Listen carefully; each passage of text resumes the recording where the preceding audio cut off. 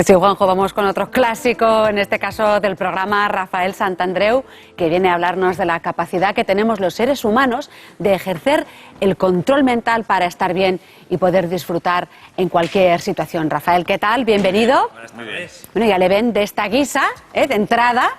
Se supone que vienes con un ejemplo, que eres un ejemplo de autocontrol. Pero para ilustrarlo, te remontas a la época romana y dices que hay un ejemplo clarísimo que son los mártires cristianos. Sí, sí, bueno, antes me voy a quitar el casco este. Mejor, sí, porque lo que representa es de lo que vamos a hablar hoy, ¿no? De que los seres humanos podemos llevar a cabo un auténtico control mental, ¿no? Como en el futuro habrá algún tipo de aparato, de casco que llevaremos en la cabeza y que mediante lo activaremos y podremos estar contentos, podremos estar atentos, podremos tener mucha memoria y esto aparecerá. Pero mientras tanto, este control mental lo tenemos que aprender a hacer, lo dejo por aquí, lo tienes que aprender a hacer con tu diálogo interno, con tu filosofía personal. Y se puede alcanzar un nivel de control mental, de control de tu mundo emocional brutal. Y como decías, Marta, para mí el ejemplo de los cristianos, de los primeros cristianos, me parece un ejemplo buenísimo. Fíjate, yo que soy aficionado a la historia, yo he leído en innumerables ocasiones el fenómeno auténtico, real, de cómo los primeros cristianos de los primeros 300 años de nuestra era sufrieron la persecución por parte del gobierno, del Estado de Roma, y cómo lo afrontaron, ¿no? En aquella época a Roma le pareció que la religión cristiana era una amenaza, porque iba muy en contra de los valores, de las religiones establecidas en Roma, y entonces decidieron acabar con ella por la vía, pues, de la persecución total. A los cristianos, es cierto, lo hemos visto en las películas de romanos, pero es cierto, está documentado esto históricamente, los llevaban al circo para que se lo comieran las fieras.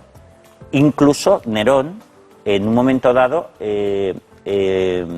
mataba a los cristianos empalándolos en un jardín muy grande que tenía él en su residencia en el centro de Roma, y los quemaba por la noche para iluminar sus jardines. Era horroroso, y esto se hacía. Bueno, pues existen muchísimos documentos que dicen que los cristianos iban a esa muerte totalmente serenos, con muestras de solidaridad, cantando, alegres. Entonces, esto, fíjate, que fue para los romanos, fue un hecho tremendo, ¿no? Porque decían, ¿cómo esas personas tienen esta fuerza mental que se dirigen hacia lo que a los demás les aterra con total tranquilidad? Y de hecho eso fue la mejor publicidad que pudo tener el incipiente cristianismo dentro en ese mundo, ¿no? De hecho, en solo 300 o 400 años más se colocó como la primera religión en toda Roma y conquistó a todas las demás religiones. Y ese ejemplo de control mental que tenían los primeros cristianos fue increíble, ¿no?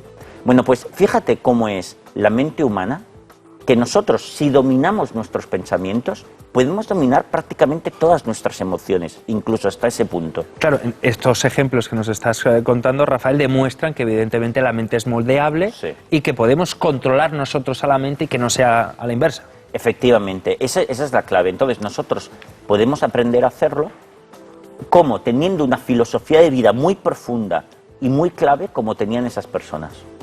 Pero hay que saber hacerlo. Sí, efectivamente. Porque a veces se te escapa algún pensamiento o algún sentimiento también, ¿no? Totalmente. Es decir, todos necesitas. La psicología cognitiva, que es la que yo practico, te enseña cuáles son las claves para controlar prácticamente cualquier situación de tu vida cotidiana y que tengas unas emociones mucho más suaves, mucho más constructivas en todos los ámbitos, ¿no? Mira, te voy a poner otro ejemplo, aparte del de los cristianos, si quieres. Es que es el ejemplo de dejar de fumar, ¿no? Yo, por ejemplo, fui fumador, yo soy exfumador desde hace unos 16 años, o 17, ya ni me acuerdo. Yo fumé durante unos años, mientras era jovencito, fumaba 20 cigarrillos al día, estaba bastante enganchado. Yo intenté dejar de fumar en 2 o 3 ocasiones y no podía. De hecho, lo máximo que había aguantado eran 2 horas. Al cabo de 2 horas me subía por las paredes. Yo recuerdo que pensaba, mira, si para no fumar he de tener esta ansiedad, mira, pues fumo y si me muero, me muero. Hasta que encontré un método, que era el famoso libro de Allen Carr, que se llama Dejar de fumar es fácil si sabes cómo, que se lo recomiendo a todos los fumadores. Y de repente aprendí un método cognitivo de filosofía, de ideas acerca del fumar, que me permitió dejar de fumar sin mono y sin esfuerzo. De hecho, para mí dejar de fumar fue una de las experiencias más alegres y fantásticas que he tenido en mi vida, porque fue como hacer magia. Entonces, fíjate que Allen Carr y su método para dejar de fumar nos demuestra que con una buena filosofía de vida, el mono lo eliminas, no existe. Y Allen Carr decía que esto es aplicable para cualquier droga, incluso para la cocaína, para la heroína, etc. Es decir, el mono, en un 90%, es todo mental. Pero tienes que saber las claves cognitivas, las claves mentales, las claves de pensamiento para anularlas.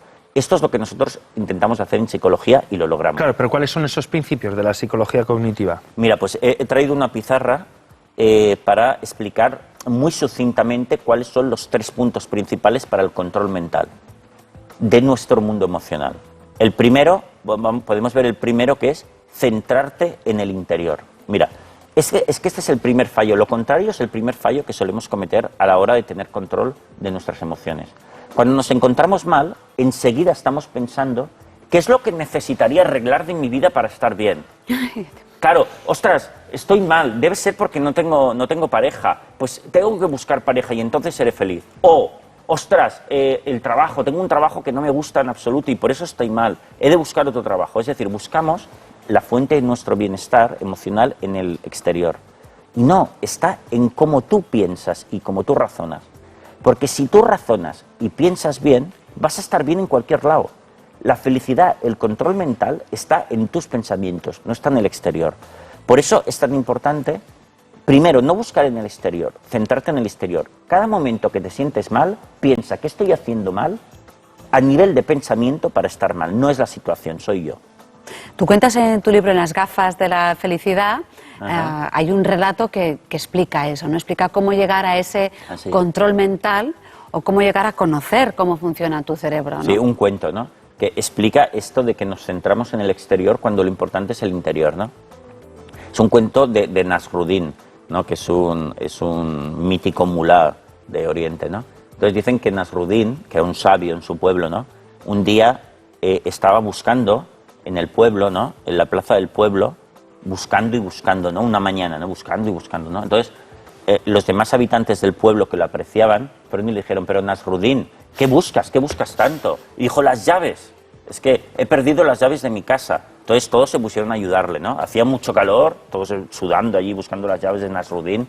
Y cuando llevaban 2 o 3 horas, uno de sus vecinos le preguntó, pero Nasruddin, ¿pero dónde las dejaste por última vez? Y él dijo, no, en la chimenea de casa, sobre la repisa. Dijo, pero ¿y qué hacemos buscando aquí? Y dijo, hombre, es que aquí hay más luz, ¿no? Entonces, lo que transmite Nasruddin es que nosotros buscamos en el exterior, pero nos estamos confundiendo. ¿Pero qué hacemos buscando ahí? No, la clave está en el interior, en cómo tú piensas. ¿Y el segundo punto, lo de caminar ligero? Caminar ligero, súper importante. Mira, una de nosotros nos volvemos locos porque nos quejamos.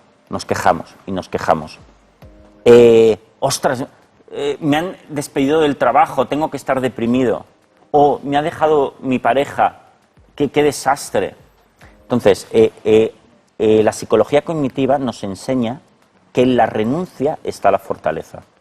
En cada momento de tu vida, cuando la vida te haga renunciar a algo, despréndete, porque es que nunca lo has necesitado. Tranquilo. Entonces, caminar ligero significa que yo de ir por la vida como un viajero. Bueno, pues lo que me encuentro lo aprecio y lo que no tengo, me olvido de ello. Si no lo necesité nunca.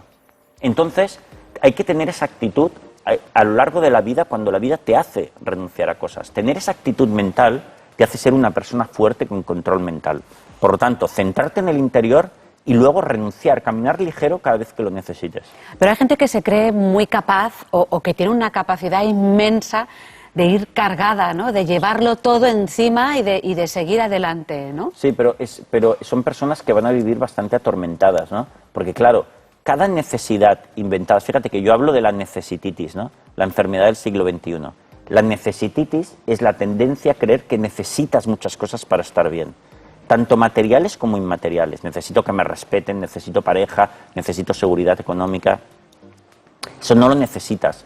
Entonces, las personas que se crean todas esas necesidades van como locos intentando cumplir con todo y ansiosas, porque si fallan en algo, se sienten, ostras, ya no soy guapo, me he hecho mayor, ostras, ya no tengo estas capacidades. Ostras. Eso sí que pesa, ¿no?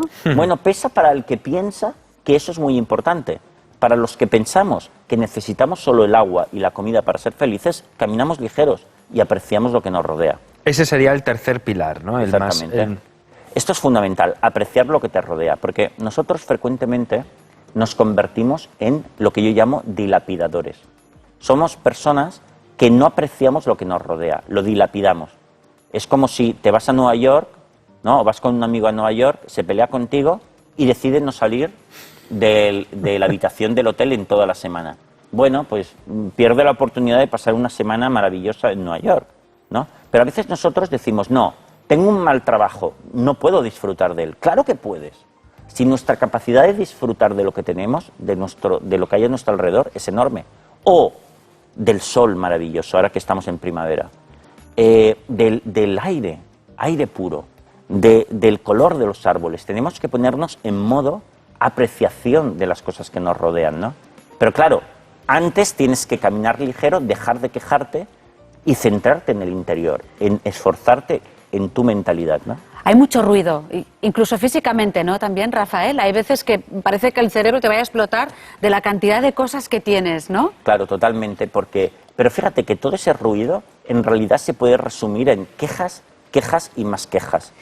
En realidad, todas las neurosis, toda la depresión, la ansiedad, todas esas cosas se puede resumir en quejas, te estás quejando, te parece que no tienes aquello que necesitas, entre comillas.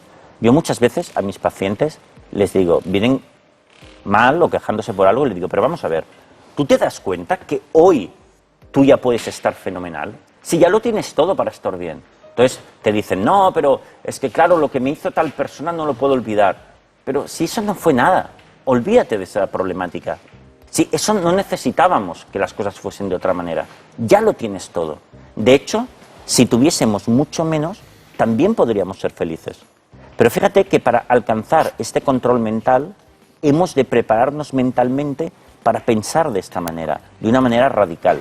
Entonces, tendremos esta especie de casco o de control de nuestra mente, ¿no? Dentro, y que no se vea, ¿no? Sí. Pues Rafael Santandreu, muchísimas gracias por la visita y por traernos estos pilares para manejarnos en el control mental. Te esperamos la semana que viene. Gracias a vosotros.